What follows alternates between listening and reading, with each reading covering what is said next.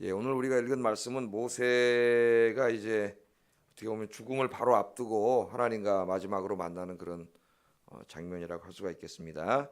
그래서 하나님께서 모세를 찾아오셔가지고 그의 죽음을 준비하게 해주는 그런 말씀인데, 여기에 보면 하나님의 사랑과 그 공의가 잘 나타나 있어요. 이 말씀 속에 좀 이 한 두 가지 정도 생각해 보려고 합니다. 하나는 모세의 죽음에 대해서 생각하고, 하나는 우리가 믿는 하나님에 대해서, 하나님이 어떤 분인가를 우리가 알아야 되기 때문에 좀 생각해 보려고 그래요. 모세가 이제 이 죽을 때가 120세입니다. 그래서 모세 인생을 보통 3단계로 나누죠. 한 살에서 이제 40살까지는 이 애굽의 공주의 아들로서 애굽 왕정에서 자라던 그런 시기죠. 세계 최고의 학문을 다 배우고 자랐습니다. 이제 40살부터 80세까지는 왕에게 바로에게 쫓겨가지고 미디안 광야로 가서 그냥 자기 개인 한 사람의 그 행복을 위해서 살던 시절입니다. 왕이 죽이려고 그러니까 도망갔잖아요. 도망가서 이제 그냥 결혼해서 살자 그래가지고 거기서 아내랑 결혼해가지고 자식 낳고 그냥 양치면서, 장인 양치면서 그냥 그렇게 개인의 일상을 위해서, 대부분이 우리가 그렇죠.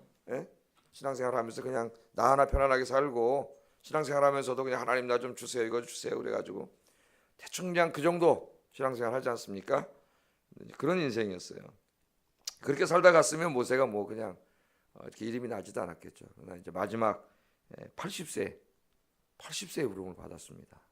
대단하죠. 그래서 120세까지 40년 동안은 자기 백성을 인도해서 광야에서 인도해가지고 이제 원래는 가나안 땅까지 인도해야 되는데 그렇게 하지 못하는 사건이 있었죠. 여러분이 잘 아시다시피. 그래서 들어가지 못합니다. 그래서 이제 마지막 모압 평지 거기에 딱 있어요. 요단강만 건너면 가나안 땅이에요. 거기서 모세는 들어가지 못한다는 걸 알죠. 우리 신명기 맨 처음에 공부할 때 모세가 느보산에 올라가서 하나님께 어떻게 기도했어요? 하나님, 나로 하여금 저 땅을 밟게 해주십시오. 그렇게 기도했어요. 그랬더니 하나님이 이 기도는 다시 하지 말라 그랬습니다. 이미 하나님이 정하셨어요. 못 들어가게. 왜 그랬는가는 좀 이제 또 여기 살펴볼 텐데, 그래서 그 땅에 들어가지 못하게 됐어요. 그럼 이제 보통 실망하고 좌절해서 에이 모르겠다, 나도 이제 다 늙었고 그냥 편하게 살다 죽어야 되겠다, 그렇게 생각할 텐데 모세는 그렇지 않고 마지막으로 자기가 이제 감당해야 될 사명을 감당합니다. 그게 신명기죠. 그 출애굽 2세대들을 다 그 모압 평지에 모아놓고 요단강 건너가기 전에 하나님의 말씀, 이 율법의 말씀을 어떻게 다시 설교의 형태로 출애굽 2세들에게 가르치죠. 그래서 신명기는 모세의 세계 설교로 돼 있다. 이제 뭐 그 정도는 아시겠죠. 그래서 이제 첫 번째 설교, 두 번째 설교, 세 번째 설교를 다 공부했고, 이제 그 내용들을 요약해서 또 뭐로 만들었어요? 노래로 만들었죠. 노래로. 그게 이제 32장, 우리 지난주까지 공부한 오늘 말씀 앞에까지 이제 보면 노래로 다 만들어 가지고, 노래는 기억하기 쉬우니까 절대 잊지 않도록. 핵심은 뭡니까? 하나님 잘 섬기면 하나님의 복을 받고 하나님 떠나면 망한다. 이 핵심 주제예요. 이걸 여러분들 우리가 잊으면 안 됩니다.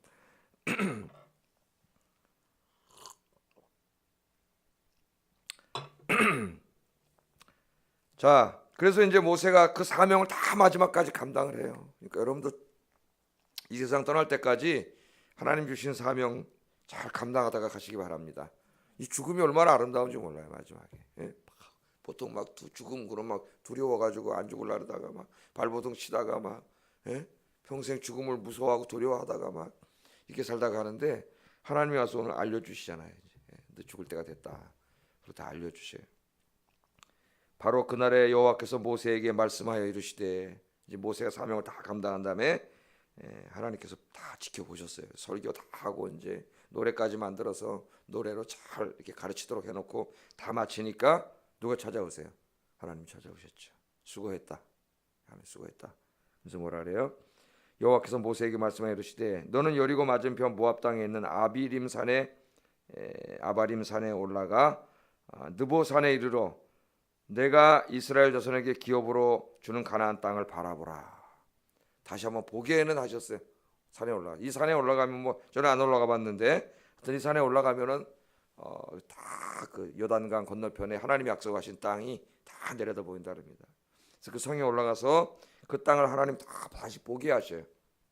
마지막을 한번 봐라. 그래서 다 보라 그러죠. 바라보라. 그러나 이제 그 다음 말씀이 나오는데 내 형 아론이 호르산에서 죽어 그의 조상에게로 돌아간 것 같이 너도 올라가는 이 산에서 어떻게 한다고요? 죽는다는 겁니다. 그래서 모세가 어디서 죽었어요? 느보산에서 죽었죠. 느보산에서 죽으러 올라가는 거예요. 네가 이제 산에 올라가서 마지막으로 저 딱 한번 봐라. 그리고 네가 여기서 이제 죽어라.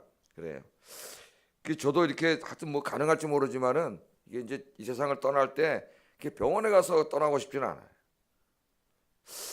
가능할지 모르지만 나도 어디 좀 높은 산에 올라가가지고 한번 쫙, 예? 세상을 쫙 한번 바라보고 아이고 하나님 다 봤습니다. 그리고 이제 그냥 오니라. 그래서 가면 시원하고 좋을 것 같은데, 그죠? 병원에서 막 그냥 이거 산소 마스크 이거 쉽지 않아. 또 어떻게 될지 모르겠어요. 우리 애들이 그렇게 해줄지. 그래서 맑은 공기 마시면서 저 하늘을 바라보면서 그냥 샥 이렇게 했으면 좋겠어요. 그 이스라엘 사람들은 죽으면은 그 시체를 이제 그 옛날에 그 동굴 이렇게 바위 벽에다 이렇게 구멍을 파고 동굴을 가족 동굴을 만들어 놔가지고 그냥 죽은 채로 거기다 갖다 넣지 않습니까? 이렇게 매장하거나 화장하거나 이러지 않아요. 그 사람들은 그냥 놓으면은 그 안에서 자연히 썩어가지고 1년 지나면 이제 뼈만 남으면 그 뼈를 추려서 이제 유골함에 넣습니다. 그게 좋은 것 같아요. 그게 그냥 그 태우거나 그냥 매장하는 것보다 이스라엘에 가서 죽을까? 자, 오늘 모세가 죽는데 느보산에 올라가서 얼마나 멋있습니까? 죽음이 약속의 땅을 쫙 한번 다 바라보고 너는 거기서 죽는다는 거예요. 하나님께서 그렇게 말씀하셔요. 그러면서 뭐라 그러냐면 너는 내 조상에게로 돌아가리니. 내 조상에게로 어디로 가면 죽는 게 어디로 가는 거예요? 조상에게로 돌아가는 거예요. 우리 창세기부터 이렇게 쭉 읽으면 이 조상에게로 돌아간다는 말이 많이 나옵니다. 죽은 다음에. 그러니까 명확하게 종말론적으로 신학적으로 이 시대 사람들이 다 알지는 못했겠지만 그들이 죽은 다음에는 그것이 끝이 아니고 어디로 돌아간다는 것은 알고 있었던 것 같아요. 조상에게로 돌아간다. 그 조상이 누구냐? 아브라함과 이삭과 야곱이 또 그 이후에 있을 수많은 자기의 조상들이 있는 곳. 그러니까 그분들이 지금 돌아가셨지만 어디에 있는 거죠. 어디에 살고 있는 거예요. 그 살고 있는 곳으로 너도 간다 이거예요. 너도 간다. 여러분 죽음을 너무 두려워하지 마세요. 여러분 이 세상을 떠나면 여러분도 여러분 앞서서 가신 부모님, 조부모님, 그죠? 계신 그곳, 그분들이 지금 살고 계신 그곳으로 어떻게 하는 겁니까? 돌아가는 거예요. 돌아가는 거예요. 그래서 우리 말이 참 그 기독교 문화가 아닌데 돌아가셨다 그래, 그죠? 돌아가셨다고 이게 하나님 품으로 가는 거죠. 그분들이 어디 계세요? 우리 이제 신약 성경까지 다 완성돼서 우리는 어디 계신지 알죠. 하늘에 계시죠. 하나님 품에 정확히 말하면은 낙원에 아직 하나님 나라가 이 땅에는 완전히 임하지 않았지만 하나님 계신 곳에는 하나님 나라가 완전히 임했죠. 그래서 우리가 주기도문 할 때 기도하잖아요. 뜻이 하늘에서 이루어진 것처럼 땅에서도 이루어지게 해달라고 우리가 기도하잖아요. 그게 뭐예요? 빨리 하늘에 있는 하나님의 나라가 이 땅으로 내려와서 이 세상이 다 하나님 나라가 되게 해달라고 기도하는 거죠. 죄도 없고 죽음도 없고 질병도 없고 고통도 없는 그런 나라가 되게 해달라고. 그 전까지는 어떻게 돼요? 우리가 죽음이라는 걸 맞이해야 돼요. 왜? 혈과 육은 죄로 오염되어 있기 때문에 하나님 나라에 들어갈 수 없습니다. 그래서 일시적으로 분리가 이루어져야 돼요. 우리 몸은 이 땅에 장례를 해야 되고 영혼만 하나님 품에서 안식하다가 부활의 그날 이 몸이 부활해서 새 몸을 입을 때 영광의 몸을 다 완성되게 되지 않습니까? 우리는 그걸 다 알고 있어요. 그러나 이분들은 뭐예요? 죽는 게 조상에게로 돌아가는 거예요. 그래서 우리가 죽으면은 저도 이제 어머니 아버님 다 가시고 뭐 했지만은 밤에 그리워하고 그러지만은 이제 제가 죽으면 어떻게 합니까? 가서 만나는 거죠. 그래서 제가 그 장영희 교수라고 제가 가끔 얘기하잖아요. 서강대 영문학 교수로 있다가 그 이제 소아마비로 있는데 그 공부해가지고 서강대 영문학 교수로서 정말 수필 같은 거 좋은 거 너무 많이 썼죠. 제가 읽고 많이 은혜를 받았는데 마지막에 이제 암으로 죽습니다. 이분이 마지막 자기 엄마한테 마지막으로 이렇게 하고 간 말이 있더라고. 그 글에 자기가 쓰는 글이. 엄마는 더 건강하게 오래 사시다가 하나님이 만드신 세상 더 많이 구경하고 오세요. 그러면서 저는 먼저 가서 아버지 만나볼게요. 우리 아버지. 그 아버지가 이제 장황록 교수라고 서울대 영문학 교수셨어요. 두 분이 뭐 우리나라 영어 교과서도 쓰고 그랬는데, 근데 이제 속초에 휴가 가셨다가 그 물에 빠져 죽었어요. 심장마비로 죽었나? 물에 빠져 죽었습니다, 아버지가. 근데 그 말이, 엄마는 더 건강하게 사시다가 하나님 만드신 세상 카톨릭 신자인데 그분이 많이 구경하다 오세요. 저는 가서 천국 가서 아버지 찾아볼게요. 야, 이분의 신앙이 대단한. 자기 죽음을 앞두고 이제 그 암으로 떠나면서 천국에 가서 아버지 찾아본다 그러니까 그 믿음이 대단하잖아요. 아버지 찾아볼까. 오늘 여기 하나님께서 말씀하시기를 너는 죽어서 네 조상에게로 간다는, 조상에게로. 여러분, 우리는 죽어서 우리보다 앞서 가신 우리 사랑하는 사람들이 있는 곳에 가서 만납니다. 만나서 그곳에서 부활의 날을 기다리다가 부활하여 천국에서 영원히 살게 될 줄로 믿습니다. 이 소망을 갖고 이 죽음이 죄가 지배하는 세상에서 승리하시는 여러분 되기를 주의 이름으로 축복합니다. 그리고 이제 한 가지를 말씀하죠. 그 다음에 너는 들어가지 못한다. 느보산에 올라가서 너는 이제 마지막으로 죽는다. 말씀하시면서 왜 네가 그렇게 됐느냐를 다시 말씀하십니다. 모세가 잘 알고 있는 말이에요. 이미 51절 52절 한번 읽어보겠습니다. 시작.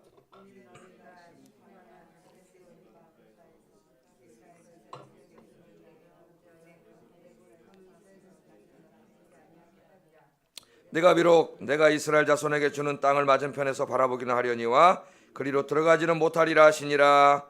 아멘. 자, 이 말씀이 신명기에서도 한 두세 번 우리가 봤죠. 읽었는데 민수기 20장 7절에서 23절까지 거기 나와. 한번 찾아보세요. 이게 도대체 무슨 사건 때문에 이렇게 됐는가. 민수기 20장 7절 12절까지만 보세요. 12절까지. 이 사건인데요. 모세가 약속의 땅에 들어가지 못하게 된 사건이 이 사건입니다. 한번 교독해 보겠습니다. 여호와께서 모세에게 말씀하여 이르시되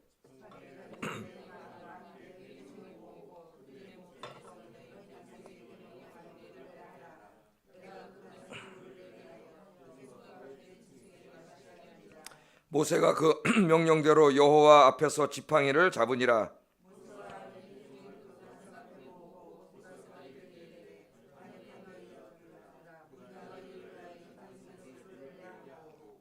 모세가 그의 손을 들어 그의 지팡이로 반석을 2번 치니 물이 많이 솟아나오므로 회중과 그들의 짐승이 마시니라.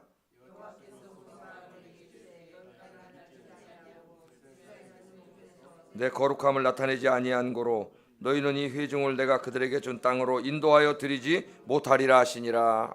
바로 이 사건 때문에, 무리바 사건 때문에 모세가 가나안 땅에 들어가지 못하는데, 이 말씀을 가만히 보면은 이렇게 정확하게는 알기는 어려워요. 근데 이제 대충 우리가 공부를 해보면은 학자들이 한 2가지 정도로 나뉩니다. 왜 못 들어가게 됐느냐. 첫 번째는 모세가 그 반석을 내려치면서 2번을 내려치면서 화를 내면서 2번 친 사건, 이것 때문에 그렇다는 거예요. 하나님은 반석을 어떻게 하라 그랬어요? 명하여 물을 내라 그랬는데 모세가 그냥 화가 나가지고 그냥 반석 2번을 그냥 팍팍 친 이 혈기와 이 분노의 표출, 그러니까 이것 때문에 들어가지 못했다, 이렇게 생각하는 사람들이 있고, 또 어떤 사람들은 그 뒷부분이에요. 뒷부분. 자, 반석을 친 게 중요한 게 아니고 그 다음에 모세가 뭐라고 얘기했어요? 모세 아론이 내가 너희를 위하여 반석에서 물을 내랴 한 이 말 속에 엄청난 교만이 들어가는 거죠. 물을 주신 분이 누구예요? 하나님이세요. 근데 항상 하나님은 모세를 통해서 주셨어요. 자칫 잘못하면 누가 우상화될 수가 있어요? 인간이 우상화될 수가 있습니다. 모세가.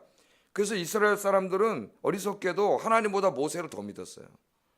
그래서 여러분 출애굽기에 보면은 모세가 율법을 받으러 올라가가지고 안 내려오니까, 오랫동안 안 내려오니까 이스라엘 백성들이 무섭고 두려워졌죠. 지도자가 보이지 않으니까. 그래서 금송아지를 만든 겁니다. 그들이 그게 하나님이라고. 그러니까 어떻게 보면은 하나님을 믿은 게 아니라 모세를 믿은 거나 마찬가지예요. 인간 지도자를.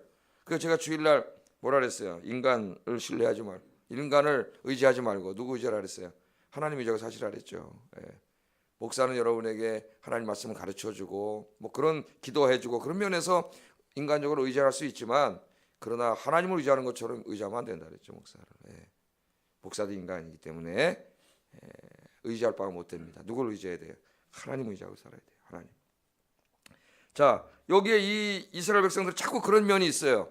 근데 모세가 이 물을 이제 막 그 물이 없으니까 또 원망하고 막 그러니까 좀 이제 막 자꾸 화도 났겠죠 좀. 그래서 그 반석을 친 거 뭐 그것보다는 그럴 수도 있겠지만은 그것보다는 더 큰 문제가 뭐냐면은 내가 너희를 위하여 물을 내려라고 하는 이 말이 더 큰 문제인 것 같아요. 은연중에 자기의 마음속에 뭐가 들어가 있는 거예요?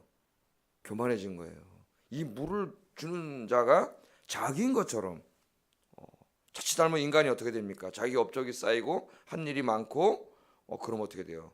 제일 먼저 찾아오는 게 교만입니다. 교만. 그래서 이 주의 일을 열심히 섬기고 봉사한 이후에 목사도 마찬가지고 성도님들도 마찬가지고 패망의 길로 가는 수가 있어요. 그게 뭐냐면 교만에 빠져버리는 거예요. 이 교만이 무서운 거예요. 다 하나님이 하신 건데 내가 한 게 아니잖아요. 고린도 교인들이 교만하니까 하나님이 바울을 통해서 뭐라 그래요? 네가 가진 것 중에 받지 않은 게 뭐가 있냐? 다 내가 너한테 준 건데 그거 마치면 네 것처럼 막 그냥 내 거를 하나님께 드리고 내가 가진 재능으로 봉사하는 것처럼 교만해졌거든. 네가 가진 것 중에 받지 않은 게 뭐가 있냐? 다 내가 너한테 준 건데 왜 네 것처럼 교만하냐고 하나님이 책망하시잖아요. 우리가 교만해지면 안 돼. 교만하면은 내가 이때까지 쌓았던 모든 게 다 무너지는 거예요. 이렇게 하루아침에 다 무너지는 거예요. 이게 아무것도 아니에요. 그래서 우리는 늘 주님을 섬기면서 바울이 뭐라 그래요? 자기를 쳐서 어떻게 한다 그럽니까? 복종시킨다 그러죠. 바울은 그걸 아는 사람이죠. 내가 주의 일을 더 많이 할수록 나를 쳐서 복종시키지 않으면은 인간은 이 죄성이 있기 때문에 교만이 불쑥불쑥 올라오게 돼 있어요. 불쑥불쑥. 그래야 안 그래요? 목사들도 마찬가지예요. 불쑥불쑥 올라와요. 그러니까 날마다 자기를 쳐서 죽여야 돼. 이게 내가 한 게 아니라 다 누가 한 게예요? 다 하나님이 하신 거죠. 하나님이. 자, 모세 쓰셨지만 이 사명을 다하면 하나님이 이제 느보산에 올라 내가 너 데려간다 그래요. 데려가면 끝이에요. 모세가 죽을 때 어땠어요? 귀도 눈도 기력도 성했습니다. 근데 하나님이 이제 너 다 했다. 그리고 이제 모세를 데려간 거예요. 우리가 이 말씀을 잘 알아서 주를 섬길 때 우리가 이 교만과 싸워야 됩니다. 교만하지 않도록 늘 하나님 내가 겸손하게 주님을 섬기게 해주세요. 근데 모세와 아론이 그만 여기에 이 해서는 안 될 말을 해버렸어요. 우리가 너희를 위하여 반석에서 물을 내려. 한 사람이 말을 할 때는 그 말이 순간 튀어나오는 게 아니에요. 내가 순간 화가 나서 말이 튀어나와서 미안해 말 실수했어. 그건 거짓말입니다. 사실은 말은 그렇게 금방 튀어나오지 않아요. 어디서 나와요? 내 마음속에 오랫동안 생각하고 쌓였던 게 자기 덩어리가 팍 튀어나오는 거예요. 그래서 폴 리케르라고 하는 그 철학자가 해석하기 유명한 사람인데 우리가 해석하기 필요한 것은 텍스트 이 책만 읽을 때 해석이 필요한 게 아니라 인간을 이해할 때도 해석이 필요하다 그랬어요. 인간을. 그건 뭐냐면은 사람이 말을 할 때는 단지 그 순간에 그 말을 했지만은 그 순간이 다가 아닌 거죠. 왜냐하면 오랫동안 생각해 온 거예요. 오랫동안. 부부간에 이렇게 했는데 예를 들어서 어떤 부인은 바다로 오늘 휴가를 바다로 가자. 남편은 산으로 가자. 그랬더니 막 부인이 화가 나죠. 다시 오자가. 그리고 이제 안 갔어요. 그러면 그 사건이 그 바다로 가자 산으로 가자 순간 의견이 달려 싸운 게 아닙니다. 부인이 왜 화가 났을까요? 이때까지 이 남편은 뭐 한 거예요?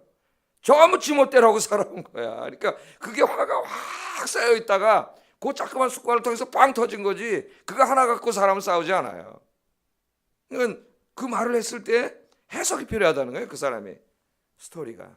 이 모세와 아론이 말 폭 튀어나온 게 자기도 모르게 그 일을 하면서 막 많은 일을 했잖아요. 엄청난 일을 했죠. 바울은 막 삼층천 하늘까지 갔다 왔다 그랬는데 그건 교만해져요. 인간이. 그런 마음이 있다가 자기도 모르게 난 탁 튀어났다고 생각해요. 심리적으로. 하나님이 그 한번 말실수했다고 이렇게 됐겠어요? 이걸 통해서 깨달은 거죠. 내가 너희를 위하여 물을 내려 한 그 마음속에 교만한 마음이 잔뜩 쌓여 있던 거예요. 두 가지가 다 가능성이 있습니다.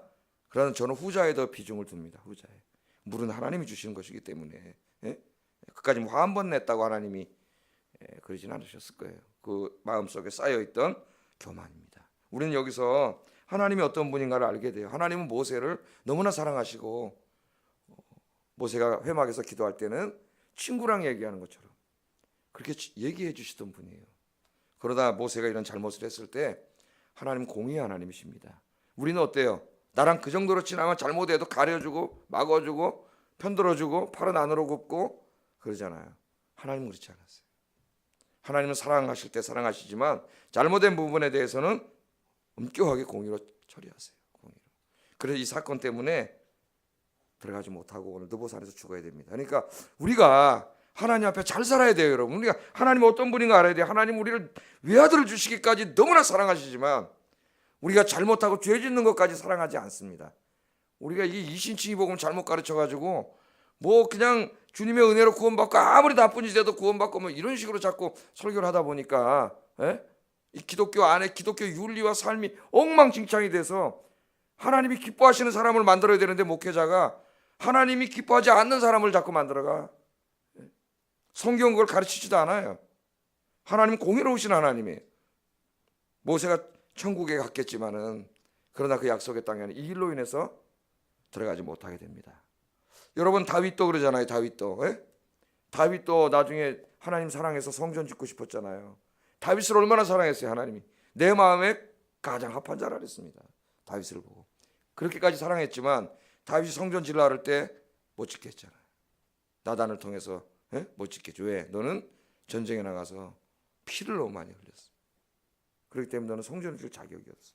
그러니까 성전을 아무나 줄 수 있는 게 아니에요. 그러나 네 마음은 내가 받겠다 그랬어요. 하나님이 네 마음은 내가 받지만 네가 성전을 질 수는 없다 그랬어요. 그러니까 그런 걸 보면은 우리가 믿는 하나님이 어떤 분인가를 우리가 정말 잘 알아야 된다. 우리가 하나님을 너무나 모르고 어떨 때는 너무 하나님을 사랑만 해가지고 사랑하다가 왜곡시켜 버렸어요. 하나님을. 그런 자유주의 신학자들이 그것만 딱 잡아가지고 요새 뭐라 그래? 지옥이 없다 그러잖아요. 아니 그렇게 사랑이 많은 하나님이 어떻게 죄 졌다고 지옥에다가 영원히 살게 하냐, 그런 거 없다는 거예요. 하나님의 사랑과 은혜만 너무 강조하다가 자유주의 신학자들이 돼가지고 지옥을 없애버렸어요. 하나님은 사랑의 하나님이면서 공의의 하나님이라는 걸 우리가 잊으면 안 됩니다. 그래서 우리 죄를 용서해 주실 때도 내가 너를 용서할게 그렇게 할 수 없습니다. 하나님. 왜? 하나님의 사랑은 용서해야 되지만은 죄에 대해서 심판해야 되는 하나님의 공의의 하나님이 공의에 있어요. 하나님 공의가. 하나님의 공의는 그냥 용서할 수 없어요. 그러면 하나님은 불의한 하나님이 돼요. 그래서 하나님께서 외아들을 보내신 거예요. 왜? 그 죄값을 자신이, 외아들은 우리가 삼위일체 하나님 믿는데 성자 하나님이 십자가 달릴 때 하나님은 저기서 팔짱 끼고 있는 게 아니에요. 그 성자 하나님의 고난 속에, 그거는 성자 하나님의 사역이지만 그 고난 속에 성부 하나님과 성령 하나님이 함께 하신 거예요. 함께. 그런 의미에서 우리는 하나님이 자신에게 형벌을 내렸다고 할 수가 있습니다. 삼위일체 하나님. 우리의 죄를 자신이 자신에게 형벌을 내리고 십자가에서 고난받고 죽으심으로 우리 죄를 용서해 주신 것이지, 우리 죄를 그냥 용서해 줄게, 그럼 하나님은 다 하실 수 있는데 하늘에서 앉으셔서 내가 너를 용서하노라, 그렇게 할 수 없어요. 하나님의 속성상 하나님의 공의가 그걸 허락하지 않아요. 하나님 그런 분이라는 걸 우리가 알아야 됩니다. 하나님은 여러분을 너무나 사랑하시는, 외아들까지 주시기 정도로 사랑하시지만 죄악까지 사랑하지 않습니다. 그래서 우리가 늘 죄를 멀리하고 바울처럼 자기 자신을 십자가에 못 박고 죄악된 옛사람을 끊임없이 십자가에 못 박고 여러분의 하루하루가 주님 기뻐하시는 삶을 살아가시고 맡기신 사명을 끝까지 잘 감당하시는 여러분 되기를 주의 이름으로 축복합니다. 기도하겠습니다. 오늘 하나님의 말씀을 생각하면서 기도하겠습니다. 죽음은 끝이 아니고 우리는 죽어서 나보다 앞서가신 부모님들이 계신 곳, 조부모님들이 계신 곳으로 돌아가 안식하는 것이니 죽음을 두려워하지 말고 부활의 소망을 갖고 살게 하소서. 두 번째, 하나님은 나를 사랑하시는, 하나님의 놀라운 사랑을 받고 사는 저희들이 이제는 하나님 기뻐하시는 삶을 살게 하시고 죄악된 나의 이런 모습들은 날마다 십자가에 못 박고 하나님 기뻐하는 삶을 살게 하소서. 우리 함께 기도하겠습니다. 사랑과 은혜가